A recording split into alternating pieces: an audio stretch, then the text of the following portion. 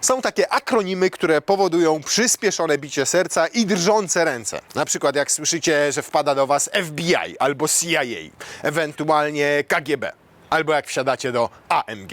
A jak to jest AMG i jeszcze SL, to drży Wam nie tylko jedna ręka, ale nawet druga.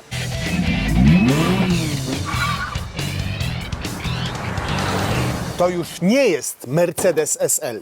Pełna nazwa to Mercedes-AMG SL, bo nowa generacja powstaje już wyłącznie w Affalterbach, a nie w normalnych zakładach Mercedesa i występuje tylko w tej wersji AMG. Mamy Mercedesa AMG SL 43, Mercedesa AMG SL 55, czyli naszego, i 63 i jeszcze 63 z rozwinięciem i performance. Testowaliśmy ponad 2 lata temu wersję AMG 63 z tym samym motorem, ponieważ i 55 i 63 mają tę samą V8 o pojemności 4 litrów z 2 turbosprężarkami, które umieszczono pomiędzy głowicami cylindrów. Po co? Po to, żeby była bardziej spontaniczna reakcja na gaz, żeby szybciej spaliny napędzały te turbiny. Jednocześnie mamy system odłączania 4 cylindrów, czyli kiedy jedziemy pod małym obciążeniem, nie przyspieszamy, to tylko 4 z tych 8 sobie pracują i pozwalają oszczędzać paliwo. Jaka jest różnica między 63 a 55? Powiedzieliśmy, silnik ten sam. M177, takie ma oznaczenie, natomiast inną mamy moc i inne mamy newtonometry, bo o ile mamy w 63 585 koni mechanicznych, to tutaj jest ich 476, 109 mniej. Newtonometrów jest o 100 mniej, tam mamy 800, tutaj 700. Poza tym nie różnią się absolutnie niczym. Mamy ten sam napęd na 4 koła, stały Furmatic Plus. Mamy tę samą skrzynię biegów, czyli 9G Tronic, tylko wzmocnioną, to jest ta MCT Speed Shift. Niby obudowa jest ta sama, niby to jest te same 9 biegów w skrzyni automatycznej, ale jednak niektóre jej podzespoły, niektóre jej części są inne po to, żeby była w stanie przenosić lepiej moc i moment obrotowy. Czyli tak naprawdę mamy 63 tylko o nieco mniejszej mocy, z mniejszą liczbą newtonometrów i zapłacić za to trzeba 150 000 złotych mniej. A jak zapłaciliście 150 000 złotych mniej, to macie oprócz mniejszej liczby koni i mniejszej liczby newtonometrów także trochę, ale naprawdę tylko trochę gorsze osiągi, bo 63 robi setkę w zaledwie 3,6 sekundy, tutaj to 3,9, tylko 0,3 sekundy gorzej. Prędkość maksymalna w tym wypadku to 295 km na godzinę, tam 315. No ale umówmy się, przecież 3,9 do setki i 295 na godzinę to nadal fajne liczby i zostaje Wam 150 000 koła w kieszeni. 150 000, które możecie sobie rozdysponować na fajne dodatki. Na przykład na taki lakier z palety Manufaktur, który dodatkowo kosztuje ponad 20 000 złotych. Albo na takie felgi, które w tym przypadku kosztują 12 000 złotych, mają rozmiar 22 cali. Albo na wnętrze Manufaktur, bo jest tutaj pakiet, który kosztuje ponad 60 000 złotych i zobaczcie, jaką ma perłową tapicerkę, w jakim ładnym kolorze, to jest taki trochę beż, ale on się wręcz mieni w słońcu. Odejdź! Odejdź, bo to jest drogie. Drogie, jak to choćby śliną ubrudzisz, to będzie tutaj syfu jak syfu. Wszystko obite skórą. Wszystko, każdy kawałek, nawet ten dół tutaj, nawet wgłębienie, ta kieszeń w drzwiach jest tam od środka wyłożona przyjemnym, miękkim, fajnym materiałem. Do tego pakiet wnętrza karbonowy za ponad 16 000 złotych.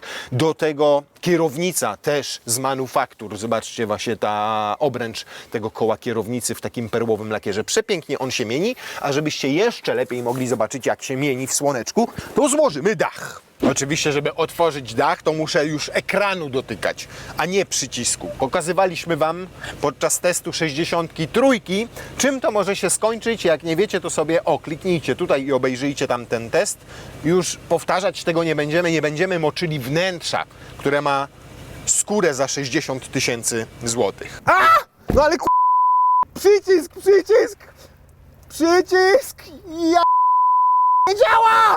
15 sekund zaledwie odbiera się dach, składa również, można to robić do 60 km na godzinę, więc podczas jazdy na przykład miejskimi ulicami bez problemu. O, proszę, i teraz zobaczcie to wnętrze w pełnej krasie. Fotele AMG Performance. Ta skóreczka, taka perłowa, do tego skórzane boczki, do tego konsola środkowa obita tutaj też skórką, wszędzie piękne materiały, karbon. Gdybyśmy sobie zsumowali całe wnętrze, no to wyszłoby nam, że tutaj jest jakieś 80-90 tysięcy złotych w samych takich dodatkach, albo z pakietu manufaktur, albo AMG, albo na przykład tych wstawek karbonowych.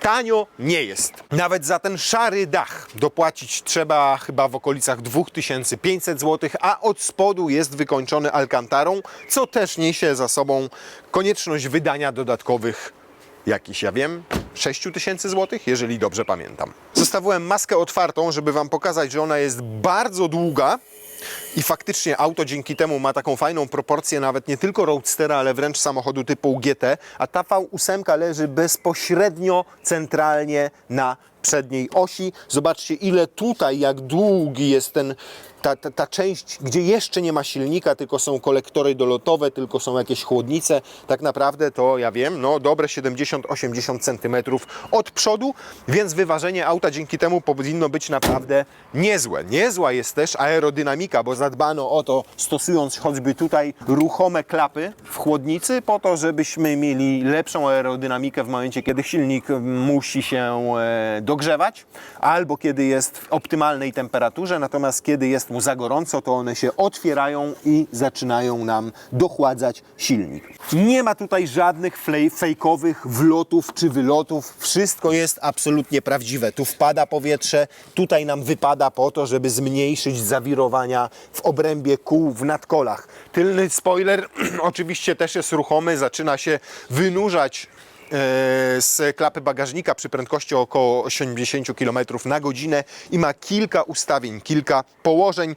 Do tego mamy dyfuzor, ale taki to jest dyfuzor, powiem Wam, taki udający dyfuzor, to akurat jest trochę fejkowe, bo te użebrowania pionowe niczego nie zmieniają, natomiast tam ładnie jest wszystko wypłaszczone, nie widać nawet tłumików. Fejkowe? To jest fejkowe? Nie, nawet to nie jest fejkowe, słuchajcie, tylko normalnie tutaj. Tam mamy wlot? Nie, tam nie mamy chyba wlotu. No więc to jest akurat fejkowe. Czyli tutaj stworzono takie wyłącznie pełniące funkcję wizualną, estetyczną wyloty, ale one nie mają nic wspólnego akurat z aerodynamiką. Skrętna tylna oś w standardzie i w wersji 55 i w wersji 63, chociaż niewiele się te koła wtedy skręcają, bo zaledwie o 2,5 stopnia, ale to ma ułatwić przede wszystkim manewrowanie w mieście i faktycznie średnica zawracania to tylko 12,4 metra. W naszym przypadku mamy nawet ceramikę, która kosztuje ponad 40 tysięcy złotych dodatkowo, ale i wtedy i z przodu, i z tyłu mamy ceramiczne tarcze, zresztą łatwo to rozpoznać po tych takich charakterystycznych spękaniach. W naszym egzemplarzu znalazł się też pakiet AMG Dynamic Plus, co oznacza na przykład sportowy centralny mechanizm różnicowy, nie centralny, przepraszam, sportowy mechanizm różnicowy na tylnej osi i dodatkowo jeszcze Active Ride Control, czyli zawieszenie, które ma dodatkową funkcję regulacji tłumienia amortyzatorów. I z dodatków są jeszcze nieco przyciemnione reflektory i przyciemnione tylne lampy, to kosztuje dodatkowo 4000 zł. Ten egzemplarz, tak jak tutaj stoi, ze wszystkimi swoimi skórami, manufakturami, burmesterami, wart jest, uwaga, 1 150 000 złotych. 1 150 000 złotych. Więc możecie za te pieniądze mieć albo 63, mocniejszą, szybszą, albo 55, ale naprawdę skonfigurowaną tak, że nie powstydziłby się tego Rolls. Lakier manufaktur, wnętrze manufaktur, dodatki skórzane, dodatki karbonowe, dodatki sportowe, dodatki AMG, więc możliwości dzisiaj konfiguracji naprawdę jest mnóstwo. O, to jest jeszcze fejkowe, bo mówiłem, że wloty, wyloty tutaj są prawdziwe w większości, ale to jest jeden z tych, który jest fejkowy, pełni tylko funkcję estetyczną. 213 litrów pojemności, 240 jak dach mamy założony i wtedy tutaj jeszcze ta część idzie nam do góry i troszkę więcej nam wejdzie przedmiotów.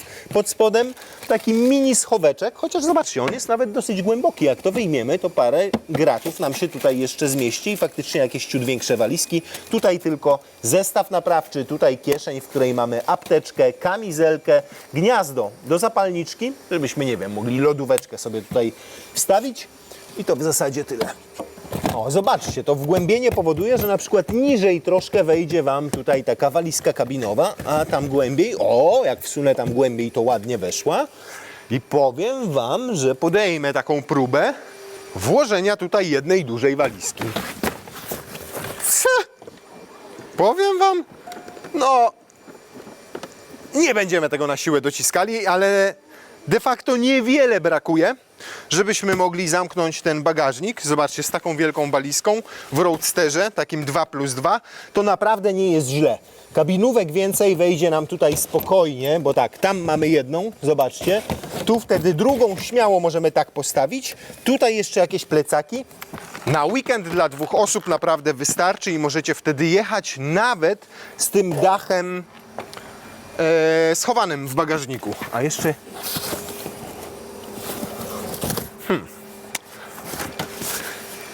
Sprawdzę coś.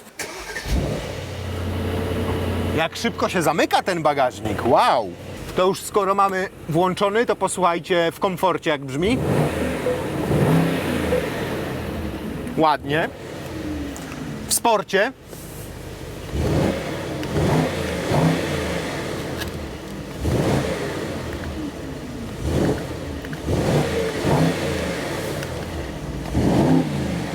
Z aktywnym wydechem.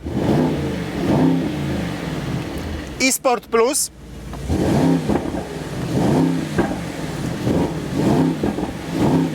I jeszcze mamy Race. Uczciwie trzeba przyznać, że Mercedes, pomimo tego, że już też stosuje przecież DPF-y i wszystkie katalizatory i trochę musiał stłumić te wydechy, to i tak naprawdę w wersjach AMG daje to radę, jest nieporównywalnie lepiej niż w V8 BMW na przykład, czy Mercedesa. Czy tego, przepraszam, Audi. I teraz tu mamy magiczny przycisk, który powiększa nam bagażnik i, uwaga, próba generalna. Zobaczcie, tam wchodzi nam duża walizka, ile jeszcze tutaj mamy miejsca na jedną kabinówkę i jakieś tam plecaki, czy lekkie torby. Więc tylko 213 litrów przy dachu schowanym, tylko 240, kiedy mamy dach założony, ale te 240 litrów można tutaj naprawdę zagospodarować tak, że 2 osoby sobie pojadą nawet na dłuższe wakacje. Jedna duża walizka, a takich toreb miękkich wejdzie tutaj sporo więcej i naprawdę nawet na 2 tygodnie bez problemu się spakujecie. I prąd nawet odpowiada za otwieranie i zamykanie tej klapy i zobaczcie, jak szybko ona się zamyka.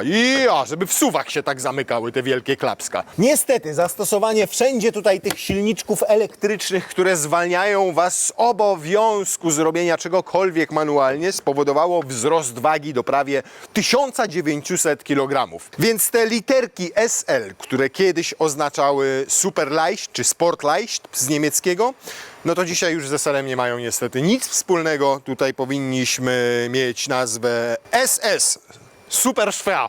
Nowy SL jest 4-osobowy, co jest trochę nietypowe, jest ciekawostką, bo nie zawsze tak było. Natomiast sam Mercedes mówi wprost, tutaj z tyłu osoby o wzroście do 1,50 m. W dodatku i tak nawet tym 1,50 m kurduplom nie będzie tu zbyt wygodnie, ponieważ jest pionowe oparcie, ponieważ miejsca na nogi nie ma tutaj zbyt wiele, no ale awaryjnie da się kogoś przewieźć.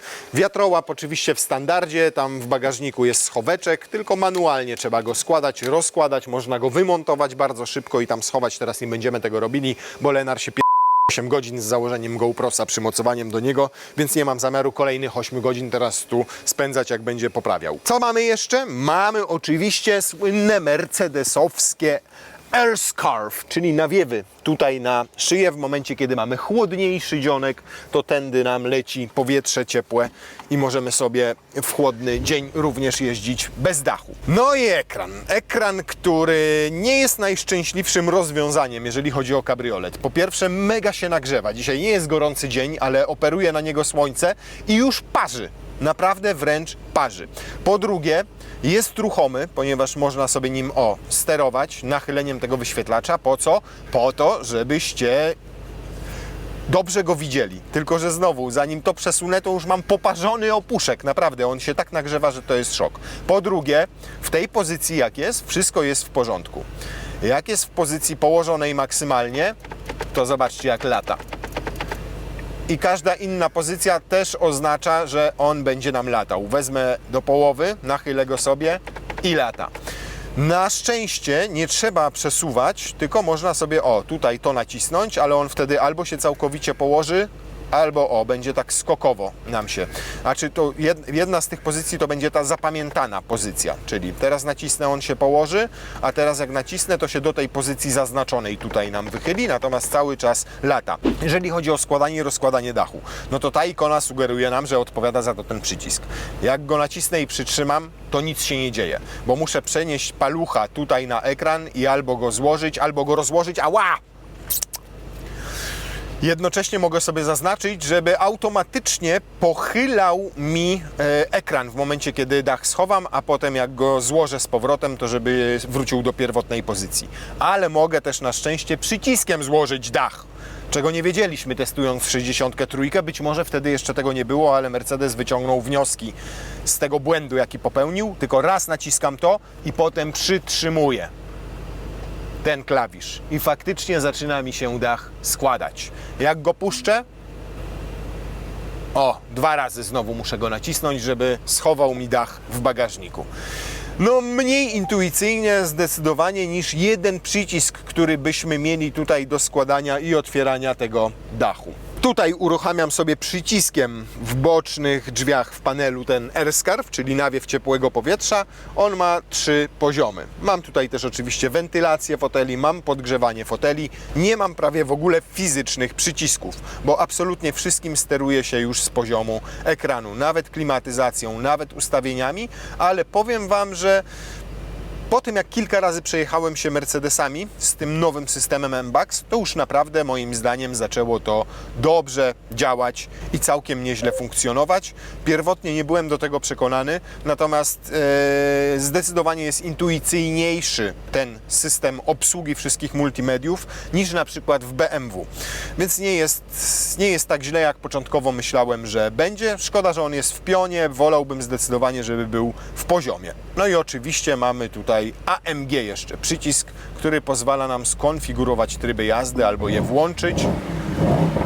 Tutaj mamy nawet aktywny wydech, który możemy sobie wyłączyć, możemy sobie włączyć, możemy włączyć sobie tryb Race. No i wtedy mamy ustawienia i układu jezdnego, i napędu, i AMG Dynamics. Wszystko w przeróżnych konfiguracjach tych ustawień naprawdę jest od groma i jeszcze trochę, jeżeli nie chcemy bawić się tym z ekranu, no to mamy 2 przyciski tutaj przy kierownicy odpowiedzialne za ustawienia AMG. No i oprócz tego jeszcze haptyka tutaj na tej kierownicy, która akurat nie działa jakoś super fenomenalnie.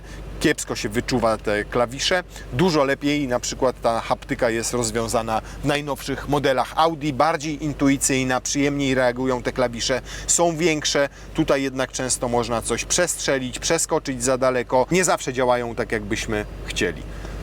Ale generalnie jak do wszystkiego, także do tego można się przyzwyczaić. Ładowarka indukcyjna jest głęboko umieszczona tam, więc za każdym razem, żeby wyjąć telefon, to trzeba się gdzieś tam troszkę pogimnastykować. 2 uchwyty na kubek.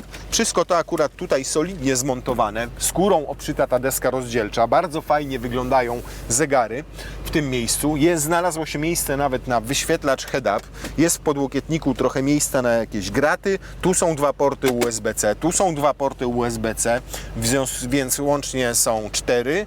Tutaj nic to nie robi, to służy po prostu do podparcia ręki, jak chcecie obsługiwać ekran. Można próbować zrobić 4 cylindry, czy 6 cylindrów nawet i dobry wydech i jednocześnie jeszcze jakieś wzmacniacze tego dźwięku, ale to jest niepodrabialne. Niepodrabialne, nie da się tego podrobić. Brzmienia V8 mercedesowskiej i tego, jak oni konstruują układy wydechowe. To mniej słyszę, zdecydowanie bardziej słyszę wydech. I naprawdę brzmi obłędnie i przepięknie. A jeżeli chodzi o odczucia, to na przykład czuć, że on ma skrętną tylną oś. 2,5 stopnia skręt tylnych kół to naprawdę nie jest dużo, ale czuć, że to auto jest zwinne, że jest zwrotne, że każdy ruch kierownicą oznacza, że ono momentalnie reaguje, więc feeling jest generalnie taki naprawdę bardzo przyjemny i bardzo sportowy. No pytanie, jak to adaptacyjne, aktywne zawieszenie sprawdzi się, teraz na przykład na takiej drodze. No i powiem Wam, że jest gitarka. Bardzo ładnie po tym przejeżdża. Nie ma tu oczywiście pneumatyki, chociaż w niektórych SL-ach bywała. Na przykład w R230 w tamtej generacji mieliśmy normalnie klasyczną pneumatykę. Natomiast tu jej nie ma, a i tak jest bardzo w porządku. Co więcej, na tej drodze bardzo dobrze czuć też sztywność nadwozia, że ono nie pracuje, nie wygina się. Nie jest jak sprężyna, tylko bardzo ładnie wybiera wszystkie nierówności. Słychać jedynie lampę naszą, która lata tutaj we wnętrzu, nic akurat nie trzeszczy i jednocześnie komfort jest naprawdę na wysokim poziomie, biorąc pod uwagę to, że mamy samochód sportowy. Jak mamy podniesione boczne szyby, i te z przodu, i te z tyłu, jak mamy postawiony wiatrołap, to powiem Wam, we wnętrzu jest tak spokojnie i tak cichutko i tak przyjemnie, że nawet włos Wam nie drgnie. Nie poczujecie tego wiatru we włosach, o którym mówiłem. Nie tylko kiedy jesteście łysi tak jak ja, ale nawet kiedy macie włosy. Bo naprawdę to wszystko, szyby i wiatrołap, powodują, że tutaj tworzy się taka zamknięta przestrzeń. Ten wiatr ucieka gdzieś górą i dopiero tu, jak wystawię rękę, to czuję, że faktycznie wieje. Natomiast absolutnie nie czuć tego, kiedy mamy podniesiony wiatrołap. Zmienia się to już w momencie, kiedy złożę wiatrołap. Szyby nadal są w górze, ale już teraz czuję delikatne podmuchy, więc naprawdę fajnie zadbano tutaj o to, żebyśmy jadąc we dwoje mieli na tyle komfortowe warunki, że nawet jeżeli pojedziemy szybciej, pojedziemy z większymi prędkościami, to przy postawionym wiatrołapie będziemy mieli i względnie cicho i jednocześnie będzie spokojnie, jeżeli chodzi o zawirowania powietrza w środku, bo nie będzie ich prawie w ogóle. I powiem Wam, że albo się zestarzałem, albo coś się zmieniło w samym samochodzie, bo dużo bardziej podoba mi się ten niż 63, jaką testowaliśmy te 2 lata temu, w 2023 roku.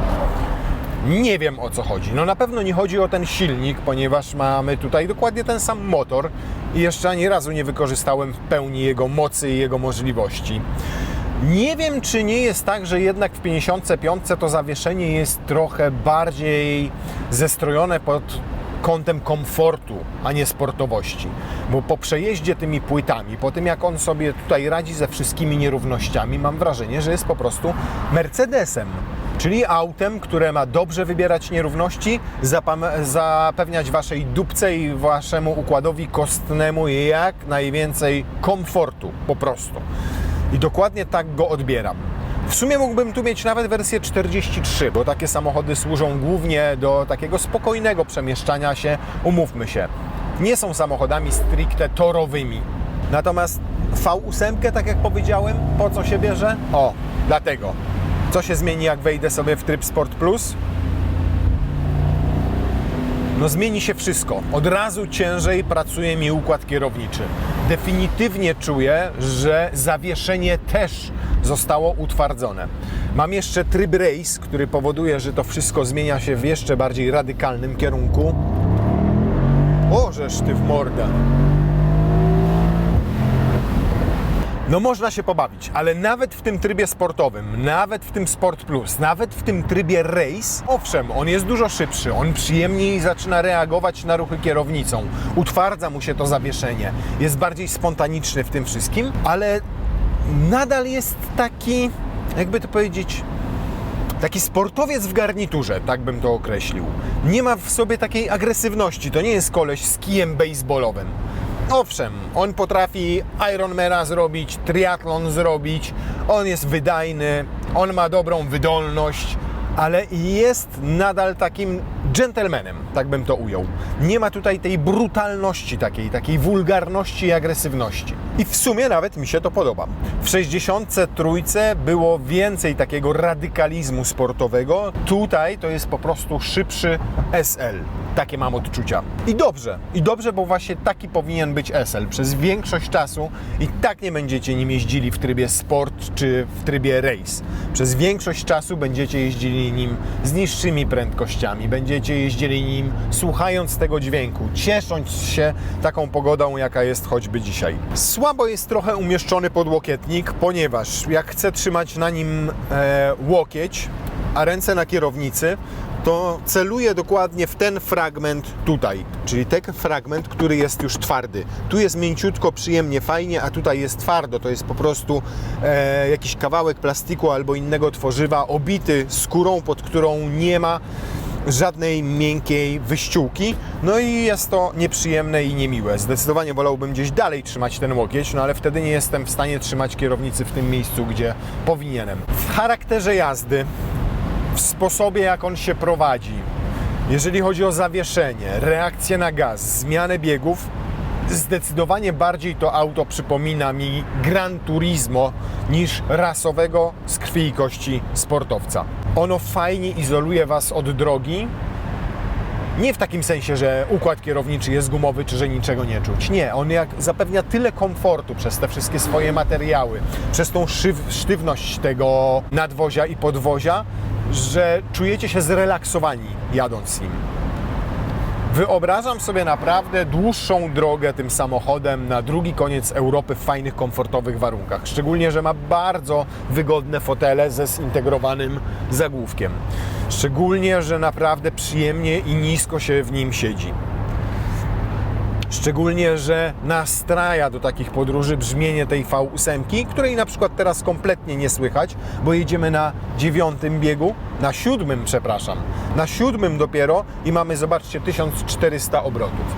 Więc ciekaw jestem, jak to wszystko będzie wyglądało, kiedy wjedziemy sobie na drogę ekspresową i zamkniemy dach. Jest przyzwoicie, chociaż z okolic tutaj tej szyby słyszę taki delikatny szum wiatru, tak jakby tutaj się trochę tego wiatru wręcz dostawało. Nie jest to świst, ale jest to taki słyszalny szmer. Natomiast od podwozia wygłuszony świetnie i super wyciszony silnik i układ wydechowy, kiedy jestem w ustawieniu komfortowym. Zobaczcie, 9 bieg i raptem 1700-1800 obrotów przy 120 km na godzinę. O, teraz dopiero w okolicach 100 na godzinę ustał ten szmer, ale pomiar prawdę nam powie. Samochody takie klasyczne, nie kabriolety, przy takich prędkościach tutaj na tej drodze emitują hałas na poziomie 68 dB. No tu jest troszkę głośniej, bo tak w okolicach 70, czasami 71, więc rzeczywiście nie jest tak rewelacyjnie wyciszony jak SUV-y, limuzyny, kombi czy auta po prostu ze stałym dachem.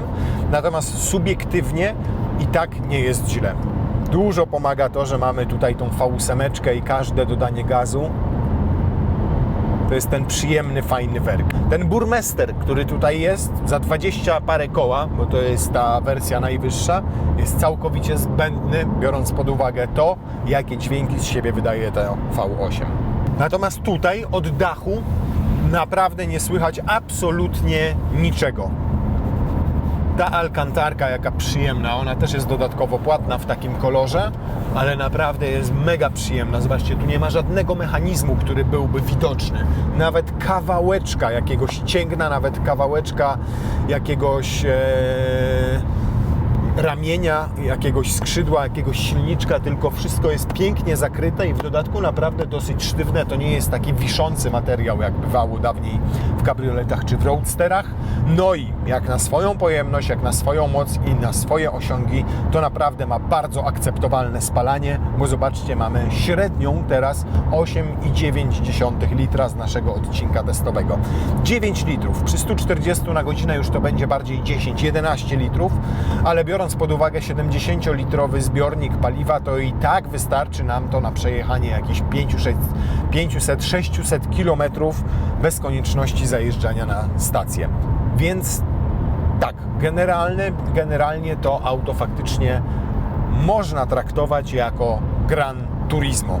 Takie fajne, przyjemne do przemieszczania się na większe odległości, komfortowe, względnie ciche. Biorąc pod uwagę to, że mamy tutaj Roadstera, czy tam, że mamy kabriolet, to naprawdę jest bardzo fajnie, świetnie się też naprawdę świetnie prowadzi. Nisko ma położony środek ciężkości, ma sprawnie działający ten napęd na 4 koła Formatic Plus, bardzo dobrze działający układ kierowniczy. Nie jest zbyt długi, bo ma tylko 4,7 metra długości, do tego ma nieduży rozstaw osi.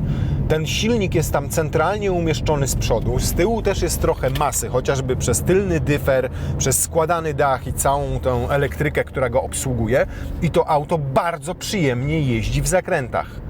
Optymalnie, zachowawczo, fajnie, nie ma tutaj takich momentów, gdzie się wahacie, czy zaraz nie pojawi się podsterowność albo nadsterowność. On jedzie po prostu po zadanym torze idealnie. Przynajmniej w takich normalnych, drogowych warunkach nie jesteśmy na torze, więc nie jesteśmy w stanie poddać go takim granicznym dla niego sytuacjom, jeżeli chodzi o zawieszenie, układ kierowniczy czy napęd na 4 koła, ale w takich normalnych, codziennych odczuciach jest naprawdę bardzo, bardzo dobry.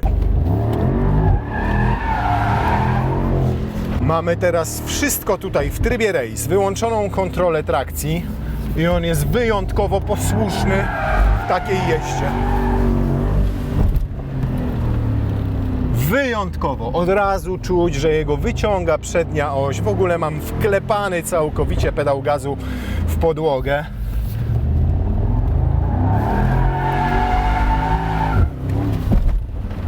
No jest okej, no. Można by to robić tak w kółko golone i nic się absolutnie... I się nie spocicie, o!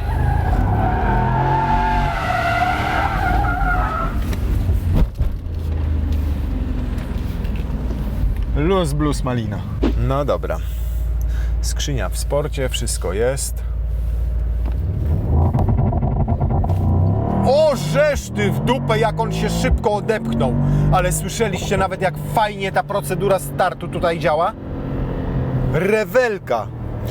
O, żeż ty w mordę. O kurde. Pierwszy pomiar 3,76. A w Mercedesie mówią, że 3,9. No, to jest duże zaskoczenie. Ups. Powiem Wam, że średnica zawracania to taka pomimo tego, że mamy skrętną tylną oś. Ale czad! A najpiękniejsze są, powiem Wam, odczucia, jakie temu towarzyszą. Jak silnik wkręca się na 3500 obrotów i z wydechu robiło to już przy starcie.